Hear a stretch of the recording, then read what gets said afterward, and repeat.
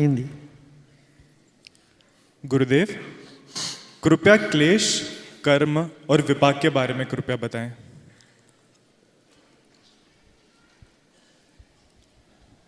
आगे चल के योग सूत्र में महर्षि पतंजलि बताते हैं क्लेश क्या है। 5 क्लेश बताए। अविद्या माने जो सत्य नहीं है उसको सत्य मानना, जो शाश्वत नहीं है उसको शाश्वत मानना, जो दुख कर है उसको सुख मानना, ये अविद्या है। जैसे लोग समझते सिगरेट पीने से हमें सुख मिलता है, मगर मिलता तो नहीं है, मगर सिगरेट छोड़ने में दुख मिलता है। छोड़ने में भी दुख, पीने में भी दुख मिलता है, मगर सुख की आशा लगती है कहीं कभी कुछ मिल जाएगा। ऐसे जीवन में कई चीजें सुख की आशा देखकर दुख से तुम्हें भर देता है। ये सब इसको नहीं जानते, इस सत्य को नहीं जानना, ये अविद्या है।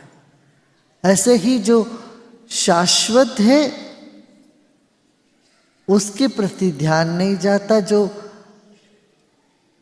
क्षणिक है उसको शाश्वत मान लेते हैं। विचार क्षणिक है, विचार को शाश्वत मान लेते हैं। व्यवहार क्षणिक है, उस व्यवहार को शाश्वत मान लेते हैं। अरे भाई, किसी का भी व्यवहार कभी भी बदल सकता है, वो बात हम समझते नहीं हैं।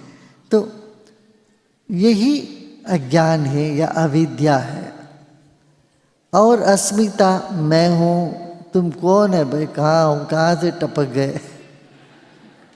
अरे ये संसार एक सागर है चल रहा है, उसमें तुम एक लहर हो और लहर मैं हूं, मैं हूं। अरे कहाँ लहर तुम हो, क्षण भर में तुम मिट जाते हो, तुम्हारा कुछ भी नहीं है। ये ना जान करके ये अहम अस्मिता का भाव होता है, ये अविद्या क्लेश है, ताकि ये दुख ही देता है। ऐसे ही राग, किसी भी प्रकार का राग हमें दुख में फंसाता है। द्वेष भी इसी तरह से, सुख मिलता है तो उसमें राग, दुख मिलता है तो उसमें द्वेष, ये होने लगता हमको। ये भी क्लेश है। जो सुख मिलता है, मिलने से पहले क्लेश है। मिल लिया, सुख में है हम, उस वक्त उसको खोने का डर होता है तो क्लेश है। सुख आके चला गया, उसकी स्मृति क्लेश लेके आता है। ऐसा ही द्वेष, जिसके प्रति भी द्वेष भाव है, वो इतना तुम्हें सता के छोड़ता है। द्वेष तुमको जला के छोड़ता है, सता के छोड़ता है, दुखी घर के छोड़ देता है। द्वेष ये भी एक क्लेश है। और अभिनिवेश माने भय, बिना कारण किसी बात को लेके डरते रहना, भयभीत होना, ये भी क्लेश है। ये 5 क्लेश है।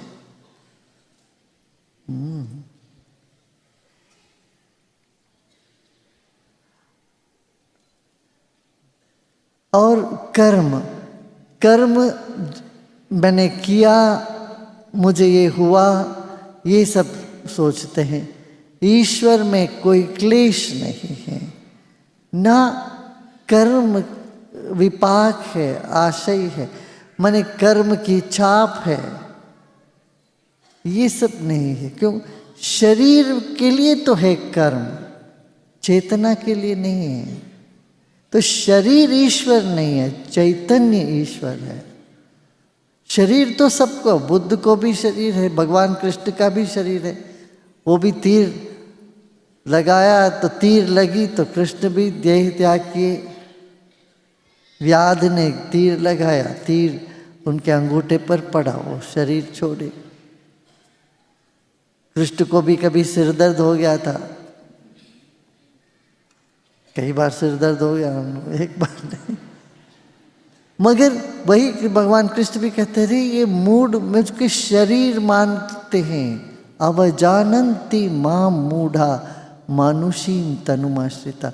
मैं शरीर में हूँ मगर मुझे मनुष्य समझते हैं, और मेरे अंदर की जो परम चैतन्य है उसको कोई जानता नहीं है। यहाँ मेरा कहते वो सबके लिए कह रहे हैं। ऐसे ही ज्ञानी के लिए भी, ज्ञानी तो मैं ही ज्ञानी हूँ, भगवान कृष्ण बोलते हैं। ज्ञानी और मुझ में कोई भेद नहीं है, क्यों ज्ञानी भी परम चैतन्य में स्थित है, मैं भी परम चैतन्य में स्थित मैं हूँ। तो वो क्लेश, कर्म, विपाक, आशय, इन सब से अछूता रहते हैं। परामृष्टा माने अछूत रहना, इन सबके बीच में रहना मगर इनसे अछूत रहना, ये ईश्वर तत्व है। ये ईश्वर तुझ में भी है। तुझ में जो ईश्वर है वो बाहर की कोई भी चीज से अछूत रह जाता है। तुम्हारा उम्र ईश्वर को नहीं लगता है, शरीर में बुढ़ापा आता है तो ईश्वर को कोई बुढ़ापा नहीं आया। शरीर को बीमारी होती है तो ईश्वर को नहीं छूता है। तुम्हारी आत्मा बीमार कभी नहीं हो सकती, होती नहीं है। तो आत्मा ही तो परमात्मा है। तो ये एक तत्व है हमारे भीतर जो क्लेश से, कर्म से, इसके प्रभाव से अछूत रह जाता है, मगर इसको समझना अति कठिन लगता है।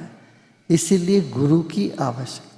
गुरु में तो दिख जाता है, गुरु अलिप्त है, और इसीलिए गुरु से के साथ नाता जोड़कर इस अनुभव के ओर चल पड़ते हैं। कहते हैं धागे, फूल के साथ धागा भी चढ़ गया स्वर्ग भगवान के ऊपर। तो हम अकिंचन हैं, हम सिर्फ धागे हैं। समझने से हम माला बन जाते, माला का आनंद लेते हैं।